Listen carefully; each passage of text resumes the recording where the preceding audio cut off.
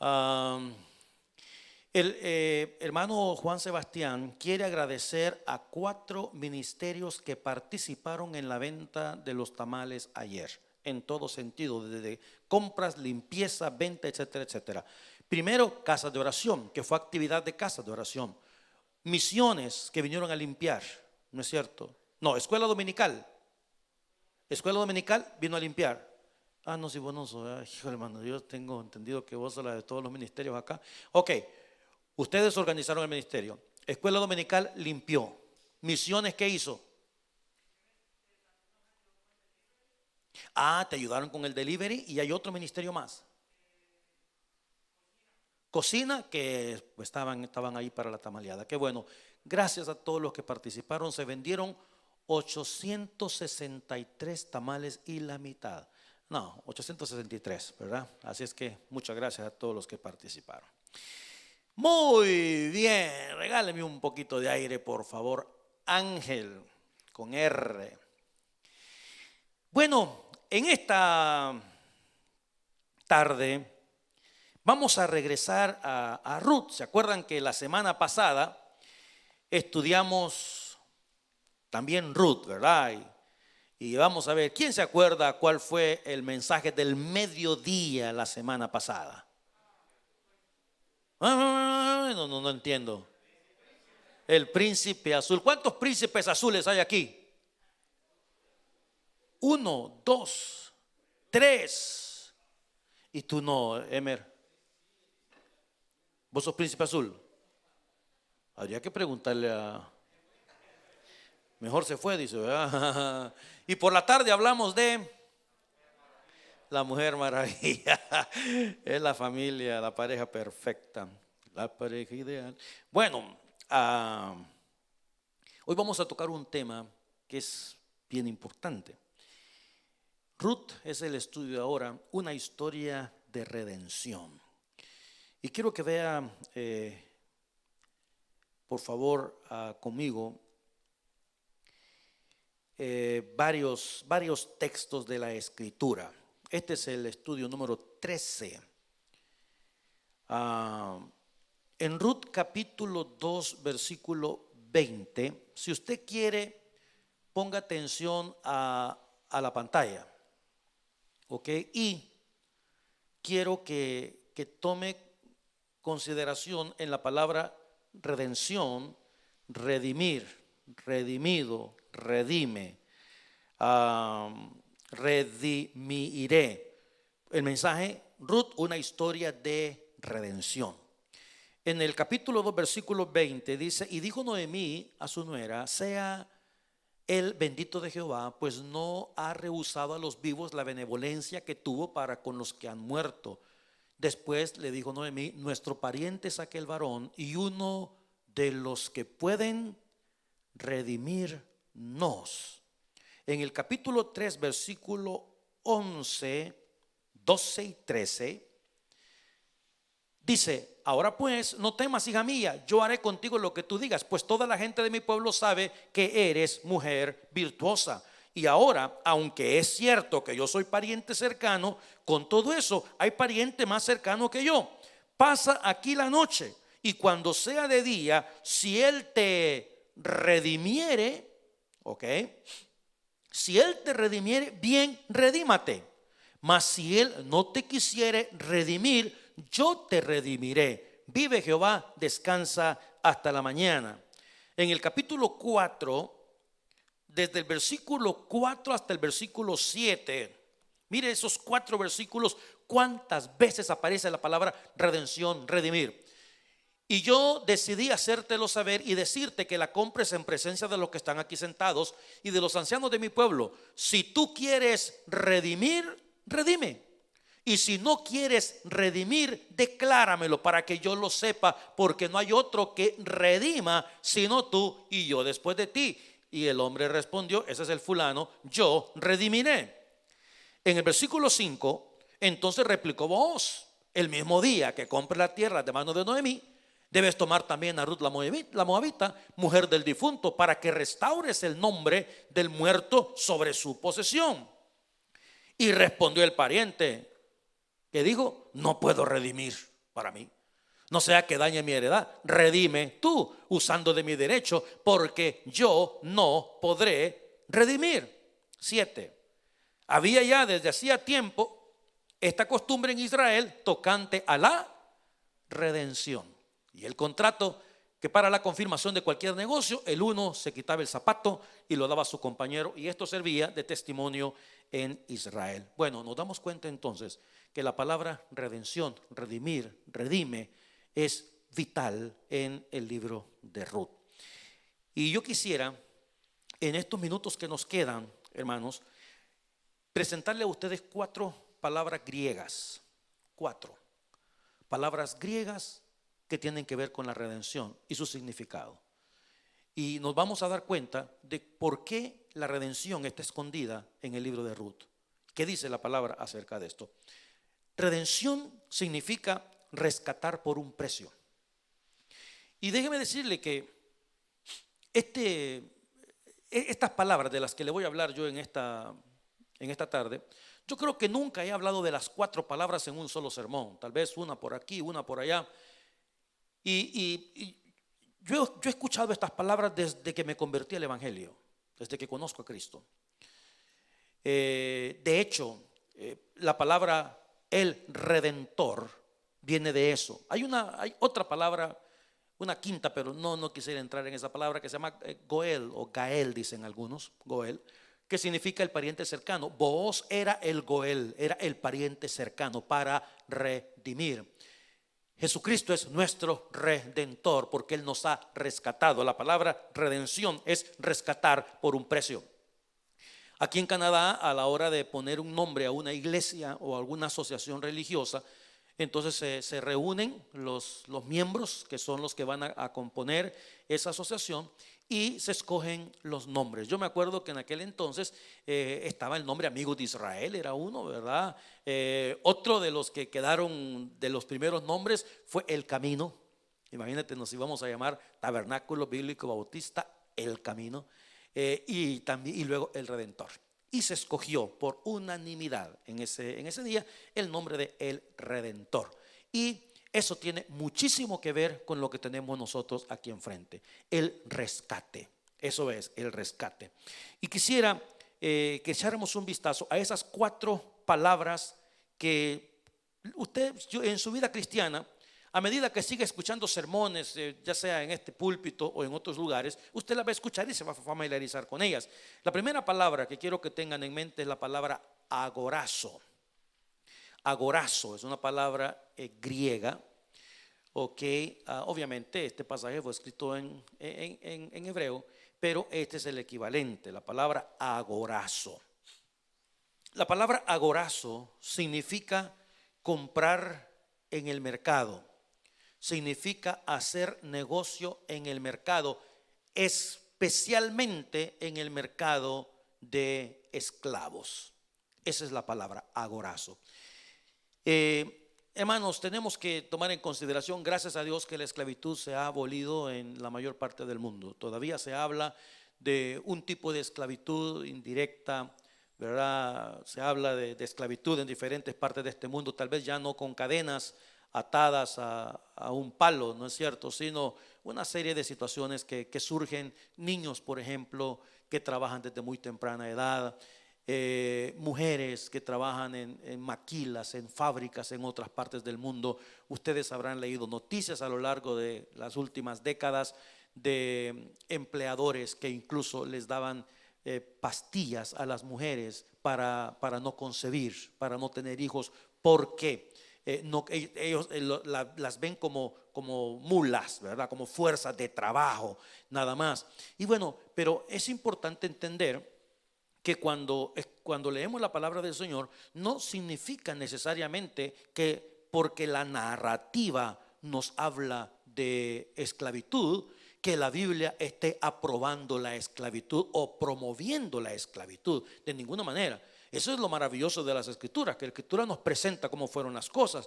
Y esa palabra agorazo significa precisamente el mercado de los esclavos.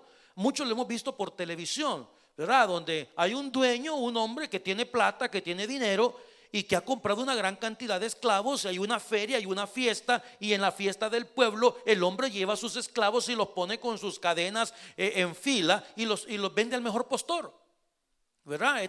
Cada uno de ellos tiene un precio. Usted lo quiere comprar, los esclavos son míos, me pertenecen porque yo pagué por ellos y yo tengo derecho a hacer con el esclavo lo que yo quiera y venderlo a como a mí me dé la gana. Ahora, veamos algunos ejemplos en las Sagradas Escrituras de este tipo de situaciones. Acabamos de estudiar hace poco Génesis 15:3. Dice, dijo también Abraham, hablando con Dios, mire lo que le dijo Abraham a Dios: mira que no me has dado prole, y he aquí que será mi heredero. ¿Quién? Un esclavo. Contésteme para saber que, porque no lo veo con la mascarilla, no sé si está durmiendo. Un esclavo. ¿De quién está hablando? ¿Alguien se acuerda? De Eliezer. Por supuesto, está hablando de Eliezer. ¿Ok? Un esclavo nacido en mi casa. Otro caso que se nos presenta es el caso de José en Génesis capítulo 37, versículo 26. ¿Se acuerda usted que lo metieron en una cisterna?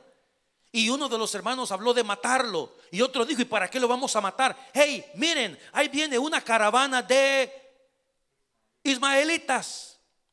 ¿Por qué no hacemos una cosa? ¿Por qué no mejor lo vendemos como esclavo? Y eso fue exactamente lo que hicieron con José. En Génesis capítulo 37, versículo 26, en el 28 lo encontramos. Dice: y cuando pasaban los madianitas, mire usted, mercaderes, ok, sacaron ellos a José de la cisterna, le trajeron arriba y le vendieron a los ismaelitas. Y ahí tenemos las 20 piezas de plata que era el precio de un esclavo. José fue vendido como un esclavo. Eso es el agorazo. Ese es el mercado donde se venden los esclavos. Ahora, al mejor postor, en el mismo capítulo 37, versículo 36, ¿qué pasa? Los madianitas iban de paso y llegan a Egipto. Cuando llegan a Egipto, lo vendieron. ¿A quién se lo vendieron? A Potifar. Y ahí va caminando la cosa, ¿verdad? Lo compran por 20, lo venden por 30, lo compran por 10, lo venden por 20, y ese es el negocio. Es más, todos sabemos que Israel como nación fue esclava en Egipto. Israel fue esclavo en Asiria. Israel fue esclava en Babilonia. Después en Grecia, luego Siria y por último Roma para los tiempos de nuestro Señor Jesucristo. Y ser esclavo no era una cosa sencilla. Éxodo capítulo 1 versículo 13 dice: y los egipcios hicieron servir a los hijos de Israel, mire usted, con dureza. 14, y amargaron su vida con dura servidumbre en hacer barro y ladrillo y en toda labor del campo y en todo su servicio, al cual los obligaban con rigor. Y habló el rey de Egipto a las parteras de las hebreas, una de las cuales se llamaba Cifra y otra Fua, y les dijo: cuando asistan a las hebreas en sus partos y vean el sexo, si es hijo, mire usted, mátenlo. El dueño del esclavo tenía el derecho de hacer lo que se le ocurriera con los esclavos, hermano. Y lo vemos nosotros acá en esta porción de la escritura. Ahora, en Éxodo 6:6, mire qué linda esta promesa. Aquí habla Dios al pueblo y le está diciendo a Moisés: por tanto dirás a los hijos de Israel: yo soy Jehová y yo os sacaré. Quiero que tenga eso en mente, por favor, por un instante. Los esclavos eran tratados, hermano, escuche, como animales. Y digo, este tema a mí me pesa mucho por las injusticias en el mundo, me pesa mucho por aquellas personas que se aprovechan de otras, me pesa mucho por la pobreza y la humildad y sencillez de mujeres del interior del país que se vienen a la ciudad y son abusadas. Aplaudo en realidad las leyes que han cambiado en muchos países. Por ejemplo, en mi país, hace muchas décadas, mujeres sencillas venían del interior a trabajar, y hombres les daban trabajo en sus casas para limpiar, para esto, para lo otro, y les pagaban una tontera o simplemente con la comida y dónde dormir, y abusaban sexualmente de ellas. Tenían hijos y cuando salían embarazadas y simplemente las echaban de la casa como que eran un perro. Las leyes cambiaron. Las leyes cambiaron y obligaron a estos infelices a tener que darle el nivel de vida a esas mujercitas, el mismo e idéntico al de sus propias esposas. Aplaudo ese tipo de leyes en realidad. Me explico, porque no es posible tanto abuso en el mundo. No es posible. Hay un documental que me llena de mucha tristeza. Muchos vemos en varios países en América Latina niños en las esquinas de los semáforos pidiendo dinero, limpiando y esto, y se dan cuenta que son personas adultas que tienen a una cantidad de niños trabajando y que les exigen una cantidad de dinero que tienen que recoger cada día. Este tipo de situaciones son terribles. Ahora, cuando la Biblia habla del agorazo, Dios está refiriéndose a esa situación que sucedió en el huerto del Edén, cuando Dios creó a Adán y Eva y le dio la libertad de vivir en el huerto, de hacer lo que ellos quisieran, excepto una cosa: comer del árbol. Por lo demás fueron creados eternos, podían gozar, disfrutar, hacer lo que se les ocurra. Pero hasta que apareció el diablo, hasta que apareció Satanás por medio de una serpiente y tomaron del fruto, y Dios pues los castigó a Adán y Eva por haber desobedecido. Y desde entonces nos encontramos todos los existentes, porque quieras o no, todos venimos de Adán, y por eso es que nacemos, nos reproducimos y morimos. Por ese pecado que entró al mundo por el primer hombre, y ese pecado pasó a todos los hombres. Y desde entonces Satanás, el diablo, nos tiene a nosotros en ese mercado, vendiéndonos al mejor postor. Y ese mejor postor está lleno de maldad, de malos sentimientos, de pecaminosidad. Y allí es donde viene el resentimiento y compra un esclavo. Y esa persona se vuelve una esclava resentida. Y viene el odio y compra otro esclavo, y esa persona se vuelve con odio en su corazón. Y viene la malicia y compra ese esclavo, y tenemos una mujer que se dedica a la vida fácil el resto de sus días. Y vienen los vicios, y viene todo tipo de adicción. ¿Por qué? Porque Satanás los tiene a la venta. ¿Y sabe qué es lo peor del caso?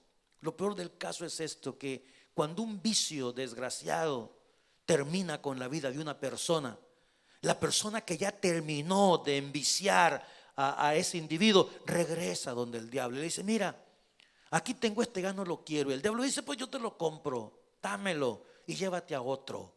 Y la persona regresa. ¿A dónde regresa? Al mismo lugar, al mismo mercado donde están todos los esclavos a la venta por ese Satanás. Eso es agorazo. La Biblia nos enseña claramente que somos esclavos. Jesús se lo dijo en el Evangelio de Juan: ustedes son esclavos. Se les trataba, repito, como animales. Fíjate que mientras los esclavos estaban formados, habían personas que venían, les abrían la boca, les revisaban los dientes a los esclavos para ver si no estaban enfermos. Es más, dice la historia que podían golpear al esclavo, darle bofetadas para probar su fuerza. Dicen que podían burlarse del esclavo y maldecirlo, porque de esa manera podían comprobar el temperamento del esclavo. Les podían poner a hacer cosas de animales para comprobar su energía.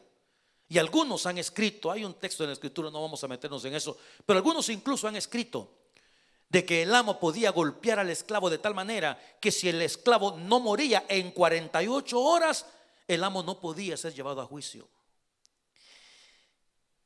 Y bueno, esa es la palabra agorazo. La Biblia nos enseña que Jesús fue a ese mercado. La Biblia nos enseña que Jesús llegó a ese mercado donde Satanás, el diablo, nos tenía a todos nosotros como esclavos. Y luego viene la siguiente palabra, que solamente hay que agregarle un sufijo, no, prefijo sería en este caso, que es el exagorazo. Exagorazo. La primera es agorazo, la segunda palabra es exagorazo, que significa redimir mediante el pago de un precio. ¿Ok? Que eso es el hombre que viene y dice: yo compro a este me gusta, este está fuerte, yo necesito un hombre fuerte para trabajar en mi casa, yo compro a este. ¿Ok? Es redimir mediante el pago de un precio para recuperarse del poder de otro. Y en Éxodo capítulo 6 versículo 6, note usted: por tanto dirás a los hijos de Israel, yo soy Jehová, y yo, mire usted, os sacaré de debajo de las tareas pesadas de Egipto. Exagorazo significa sacar de. Eso significa exagorazo. Yo llegué, ahí estaba el esclavo, yo lo compré y lo saqué del mercado. Ya no está más a la venta, ahora me pertenece. Eso significa la palabra exagorazo. ¿Ok? Y dice el Señor: yo os sacaré de debajo de las tareas pesadas de Egipto y os libraré de su servidumbre y os, ahí viene la palabra, redimiré con brazo extendido y con juicios grandes. 7, y os tomaré para mi pueblo y seré vuestro Dios, y vosotros sabréis que yo soy Jehová vuestro Dios, que os sacó de debajo de las tareas pesadas de Egipto. Entonces, el agorazo es la venta en el mercado, el exagorazo es sacar fuera del mercado. Hay una tercera palabra, con que se acuerde de la palabra lutró, suficiente. ¿Ok? L-U-T-R-O-O, lutró. Porque también están sus derivados, que es lutrón, lutrosis. Ahora, esto significa redimir o liberar por el pago de un rescate. Eso significa, por el pago de un rescate. Eso significa ser comprados por un precio. Entonces fíjate: agorazo, la venta en el mercado; exagorazo, sacar; lutró, aquí está el pago por el rescate. En 1 Corintios 6:20 dice la palabra, ponga atención: porque habéis sido ¿qué? Mire, hermano, piense por un instante. Piense usted por un instante. Dígame usted, por una milésima de segundo, si usted no comparte conmigo el dolor, la tristeza de personas que estuvieron a la venta en ese mercado, que Jesús los compró, que Jesús los rescató, que Jesús los libró. Han sido comprados por precio, y a la hora del evangelio a la gente le vale. Dígame si no es digno de tristeza esta situación. Si antes te golpeaban, antes te daban de patadas, te trataban peor que un perro, ahora el Señor te rescata porque habéis sido comprados por precio. No fue de gratis, hermano. No fue de gratis. Y luego dice la Escritura: glorificad pues. Usted era esclavo, usted fue libertado, usted fue rescatado. Glorifique pues al Señor. ¿Acaso no sabe de dónde lo sacó? ¿Qué daría un esclavo mientras está haciendo? Ahora póngase a pensar usted. Póngase a pensar, un esclavo está aquí. ¿Usted qué sabe si ese esclavo tiene una mujer? ¿Usted qué sabe si ese esclavo tiene unos hijos? ¿Usted qué sabe si lo que está pasando por su mente es que venga alguien que lo pudiera liberar, que lo pudiera rescatar, para él poder algún día unirse a su familia? Pero ¿sabe qué? Esa gente, mientras está ahí, no tiene esperanza. No tiene esperanza. ¿Por qué? Porque nacieron esclavos. Y porque quien los tiene en su poder también tiene poder, que es Satanás, el diablo. Tienen grandes cadenas. Y la obra redentora, el rescate, milagroso de Cristo con su sangre preciosa. No es posible, iglesia. No es posible que la gente vea el evangelio con indiferencia. No, no es posible. Habéis sido comprados por precio. Glorifique pues a Dios en vuestro cuerpo y en vuestro espíritu, los cuales son de Dios. Primera de Corintios 7:23, lo repite el apóstol Pablo: por precio fuisteis comprados. Y mire usted, hermano, qué ironía. Mire qué ironía. Por precio fuisteis comprados. No os hagáis esclavos de los hombres. No os hagáis esclavos de los hombres. En Primera de Pedro capítulo 1 versículo 18. Primera de Pedro 1:18 dice: sabiendo que fuisteis. Aquí tenemos la palabra. Primera de Pedro, por favor, 1:18. Mire la palabra en ese versículo. Fuisteis rescatados. Aquí viene la palabra rescate. Fuisteis rescatados de vuestra vana manera de vivir, la cual recibisteis de vuestros padres. Viene desde Adán. ¿Y cómo fuimos rescatados? Le preguntamos a Pedro. Oye, ¿y cómo fui rescatado yo? Pedro, ¿cuánto se pagó por mí? Oye, Pedro, ¿cuántas monedas de plata o cuántas monedas de oro dieron por mi rescate? Y él contesta en el siguiente versículo y dice: sino con la sangre preciosa de Cristo. ¿Te das cuenta? Si se da cuenta usted cómo la gente pisotea la sangre de Jesús. Mire, a mí me da tristeza. Me da tristeza porque esto debería de motivarnos a vivir una vida con humildad. Pero hay personas, amigo lindo, que son tan soberbios aún en la fe y creen que son los dueños del evangelio y los dueños de la fe. No, es que las cosas deben ser así y las cosas deben ser allá. Deberíamos de glorificar a Dios en nuestro cuerpo por lo que Dios ha hecho y entender que lo que se pagó fue la sangre de Cristo. Mira, hermano, en realidad, ahora, aquí hay algo escondido que solo se lo voy a decir a ustedes, pero no se lo van a contar a nadie más. ¿Ok? Mira, cuando tenemos la fila de todos los esclavos,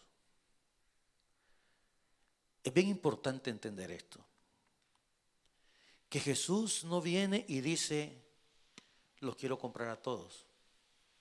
De ahí es donde surge la palabra escogidos. Ok, de ahí surge la palabra escogido. Y ahí tengo yo mi punto, que no me voy a meter en eso, que es donde yo considero que por más que una persona asista a una iglesia por 40 años, si no tienen el corazón, si no tienen el alma, el amor por Dios, por el evangelio, si no está, hermano, muchos son los llamados y pocos los escogidos. Hay gente que pisotea la sangre de Cristo. Hay gente que la iglesia eso viene por último. Primero son mis intereses, primero son mis amistades, primero son lo mío, mi trabajo, lo que a mí me interesa, lo que me llena el alma a mí. Después vamos a ver ahí qué pasa con Dios. Y cuando lo necesitan, entonces lo buscan. Y la palabra del Señor es clara: la sangre preciosa de Cristo. ¿Y sabe qué sucede, mi hermano? Lo que sucede acá es lo mismo que pasa en todas partes del mundo. Mientras más quiere una cosa usted, más precio vale, ¿no es cierto?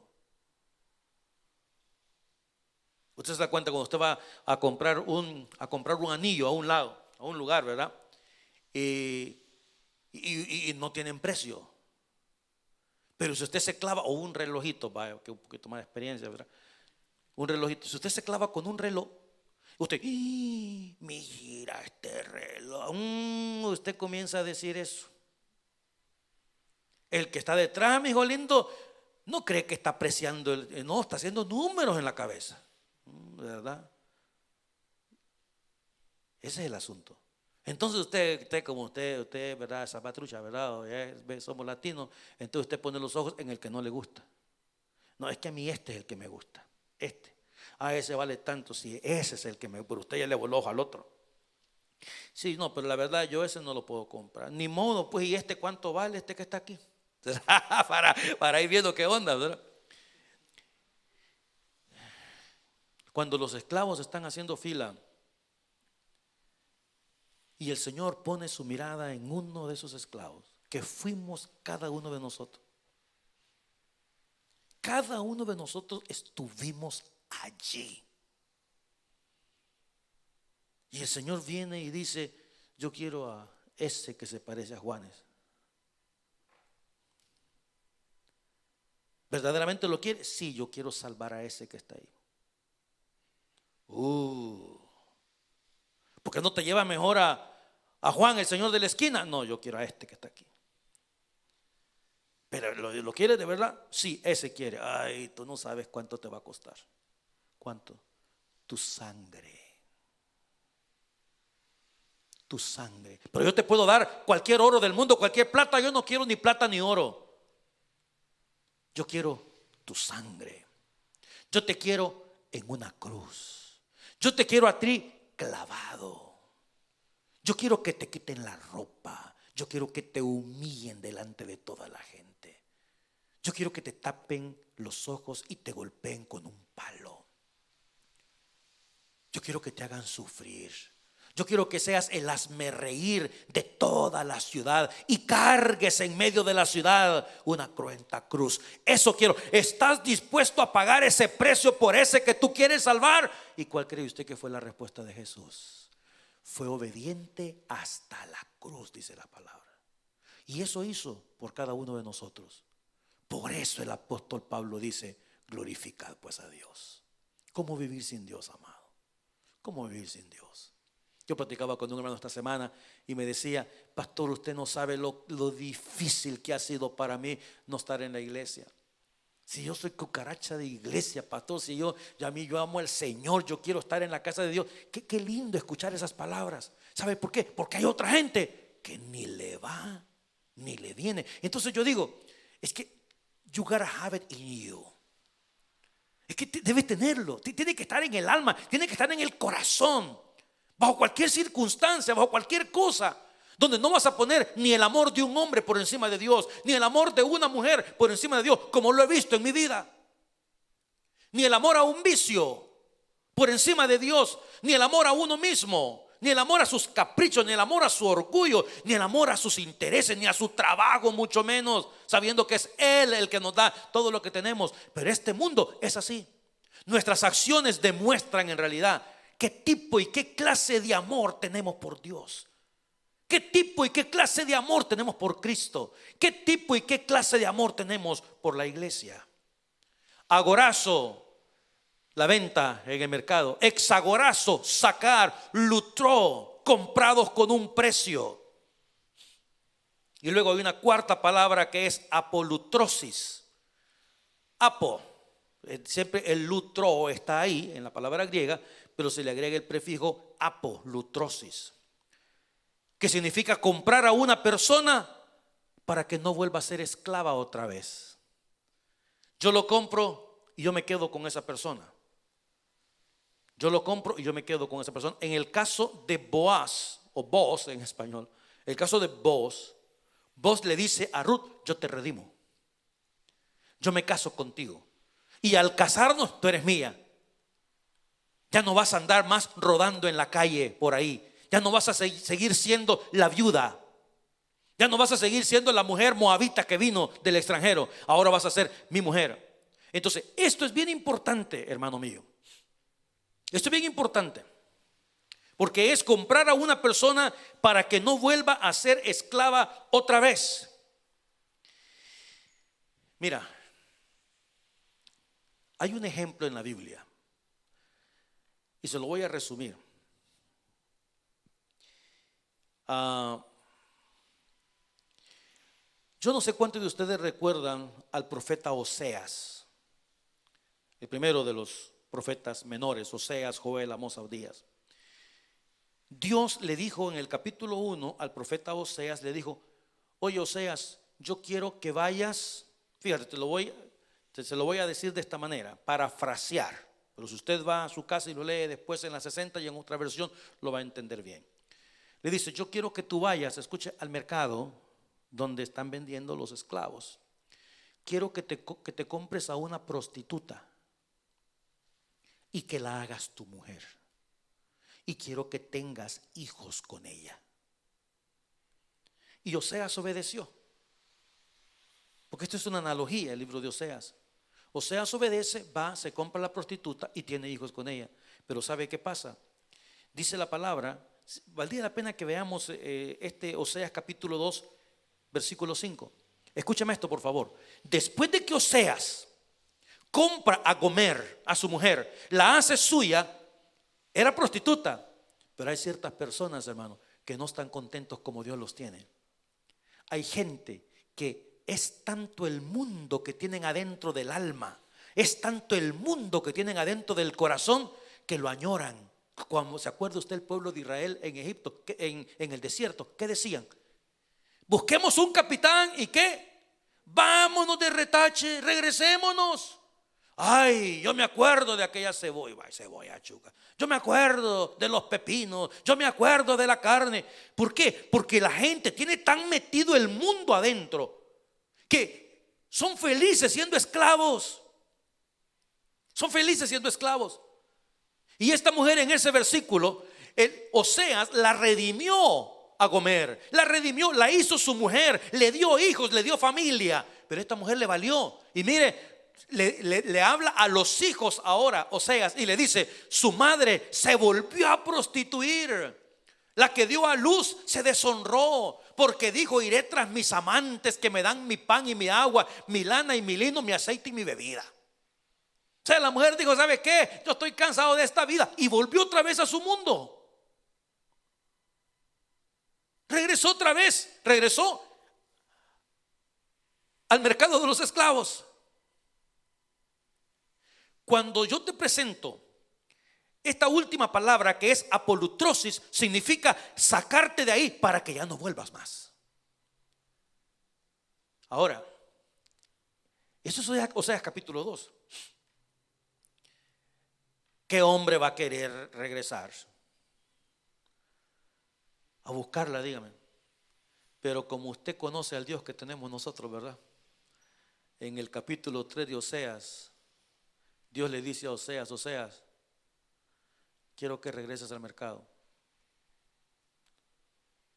Quiero que busques a Gomer y la hagas tuya otra vez. Porque esto es lo que el pueblo de Israel necesita saber: que a pesar de tus adulterios, que a pesar de abandonarme, que a pesar de dejarme, yo los amo todavía. Imagínate qué lección la que encontramos nosotros en esa porción de la Escritura. Qué lección. Y eso significa que esa mujer ya la habían usado. Significa que esa mujer la compró Oseas, la usó Oseas, tuvo hijos con ella. Pero como ella quería seguir prostituyéndose, ella quería seguir viviendo la vida fácil, la vida alegre, sin compromiso, que vive mucha gente hoy en día. Vamos, nos acostamos y hacemos y nos divertimos y nos gozamos, y al final cada quien para su casa. Y luego al mejor postor la siguiente vez, y vamos, nos acostamos y nos divertimos y cada quien para su casa. Eso es lo que le gustaba. ¿Cuántas veces trajeron de regreso? Porque solamente para eso sirven al final del día, para usarlas. La trajeron, ¿cuántas veces la trajeron de regreso a hacer fila en el mercado de los esclavos? Y Dios manda otra vez a Oseas y dice: quiero que regreses, quiero que vayas. Y yo puedo imaginarme tal vez a esa mujer Gomer haciendo fila, ya habiendo sido utilizada por tanta gente, y ver llegar a Oseas y acercarse a Oseas y decir: yo quiero comprarla otra vez a ella, porque Dios le dijo: quiero que hagas eso. La Biblia nos enseña que Jesús se hizo esclavo por nosotros. En Filipenses capítulo 2 versículo 5 se utiliza la palabra doulos. En el versículo 7, desde el 5: haya pues en vosotros este sentir que hubo también en Cristo Jesús, el cual, siendo en forma de Dios, no estimó el ser igual a Dios como cosa que aferrarse, sino que se despojó a sí mismo, tomando forma de doulos. Esa es la palabra siervo, que significa esclavo. Hecho semejante a los hombres, Él tomó la forma. En pocas palabras, amados míos, ¿qué fue lo que hizo el Señor? Agorazo, estábamos en el mercado, el Señor bajó al mercado. Exagorazo vino para sacarnos fuera del mercado. Lutro pagó el precio por nosotros, el precio más elevado, que es la sangre preciosa de Cristo. Y luego Apolutrose nos redimió y nos puso en libertad. Eso es lo que Dios hizo. Cuando el apóstol Pablo habla de la palabra dulos en el Nuevo Testamento, habían leyes antiguo testamentarias. Yo podía tener a un esclavo, en el caso de los judíos, yo podía tener a un esclavo únicamente por 6 años. Cuando llegaba el 7º año, que era el año de la libertad, el año del jubileo, por ley yo tenía que soltar al esclavo. Pero la ley decía que si el esclavo decía, mire, este patrón es un buen patrón, yo quiero mucho a sus hijos, quiero mucho a su familia. Es más, la ley también decía que si en casa de ese hombre le habían entregado al esclavo mujeres y habían nacido hijos, dice que el patrón es el que decidía si el esclavo se iba solo o le entregaba a sus hijos. El patrón podía decir, tú te vas solo porque tus hijos nacieron acá, tu mujer te la entregué yo, así es que tu mujer y tus hijos son míos. Y se quedaban como esclavos. Pero aquellos que tenían buenos patrones, entonces el esclavo decía, patrón, yo no me quiero ir con nadie, yo no quiero ir a que me compre otra persona, entonces yo me quiero quedar aquí. Entonces dice que lo sacarían a las puertas de la ciudad, delante de los ancianos, y le harían un hoyo aquí en la oreja. Esa gente que usted ve que anda aretes aquí, ellos no saben, pero la cultura es eso. Eso significa que ellos fueron esclavos. ¿Ok? Eso es lo que es significado. Y le hacían eso y le ponían la ledesma, le ponían el arete al hombre. Entonces, eso significa la palabra dulos, que significa esclavo voluntario. Entonces, cuando la gente llegaba a la casa y decía, ¿y este hombre por qué tiene aquí? Yo tengo visitando a este hombre 10 años y veo al mismo esclavo. Este hombre ya debería haber soltado a su esclavo. Pero cuando le veía la ledesma, hablaba de varias cosas. Hablaba de que él estaba ahí por su gusto. Y hablaba de que él tenía un buen patrón. Y cuando Pablo utiliza la palabra dulos, él dice, yo soy un dulos de Jesucristo. Yo soy un esclavo voluntario de Jesús, porque Él es un buen maestro para mí. Él es un buen patrón para mí. Pero mira todo lo que hizo Dios. Bajó, descendió desde los cielos, fue al mercado de los esclavos, nos compró, nos rescató, pagó el precio más elevado, que es el precio de su sangre. Y ahora viene lo bueno. Y ahora viene el punto decisivo. Cuando Dios viene donde Carlos y le dice, Carlito, ya te compré, pagué el precio más elevado, ya te rescaté, ahora eres libre. Eres libre. Pero aquí viene la otra parte del asunto. Ahora viene la reacción de Carlito. Cuando Dios le dice, eres libre. Entonces Dios se queda esperando, ¿verdad? Tú eres libre. Y lo que hace mucha gente, ¿qué es? Mire, muchas gracias. Le agradezco. Qué buena gente es usted. Nos vemos. Y no lo volvemos a ver nunca más en la vida. Y hay otros que dicen, no, Señor, yo quiero quedarme para servirte. Gracias con la libertad que me has hecho libre. Pero yo no tengo la manera como pagarte lo que tú has hecho, mucho menos saber que entregaste a tu hijo por mí. Cuando le preguntas a Dios, disculpe, Señor, por casualidad, nomás por curiosidad, quiero saber cuántas monedas pagó por mí. Tú te puedes imaginar la respuesta que Dios te va a dar cuando tú le haces esa pregunta a Dios. Este día, váyase para su casa y hágale esa pregunta a Dios. ¿Cuántas monedas pagaste por mí, Señor, para rescatarme? ¿Fueron monedas de plata o fueron monedas de oro? ¿Cuánto pagaste? ¿Y cuál va a ser la respuesta que vamos a recibir del Dios de la gloria? No, Carlos, no Juan, no María, no Marta. Yo no pagué ninguna moneda. ¿Sabes qué tuve que hacer? Entregar a mi hijo. Fue mi hijo el que murió por ti en la cruz. Él tuvo que derramar su sangre para yo poderte hacer libre de la esclavitud en la que tú vivías. Por eso el apóstol dice: glorificad pues a Dios. Glorificad pues a Dios. Si va a servir a Dios, sírvale de buena gana, mi hermano. Si va a honrar a Dios, hágalo con todo el alma y con todo el corazón. Si le va a cantar, cántele con alegría. Si lo va a buscar, búsquelo con el alma, mi hermano, porque lo que Él ha hecho por nosotros, nadie más pudo haberlo hecho. En el Antiguo Testamento se traían machos cabríos, se traían ovejas, y eso pagaba y cubría los pecados. Pero en el nuevo pacto fue necesario el derramamiento de la sangre perfecta de Jesucristo, su Hijo. Bendito sea Dios, porque nos rescató. Y eso fue lo que Booz hizo con Ruth. La redimió, la rescató y pagó el precio para que nunca más esta mujer fuera esclava. Gracias, Señor, por la libertad. Incline su rostro, oremos al Señor. Padre querido, te damos gracias por lo que tú has hecho por nosotros. Te alabamos, te bendecimos. Reconocemos, Padre, de dónde venimos. Reconocemos dónde estábamos, cómo hemos sido esclavos de un vicio, esclavos de una adicción, esclavos de nosotros mismos. Y tú nos has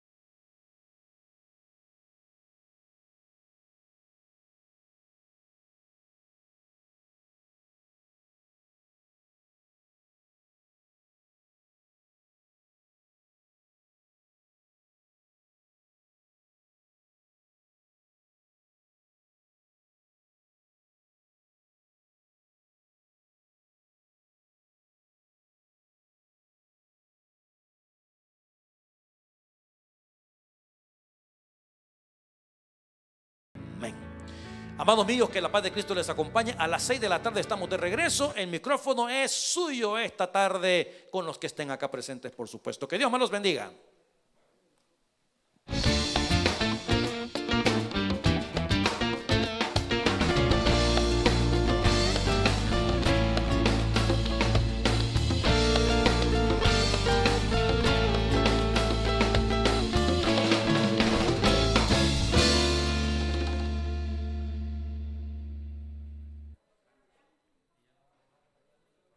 Muchas gracias.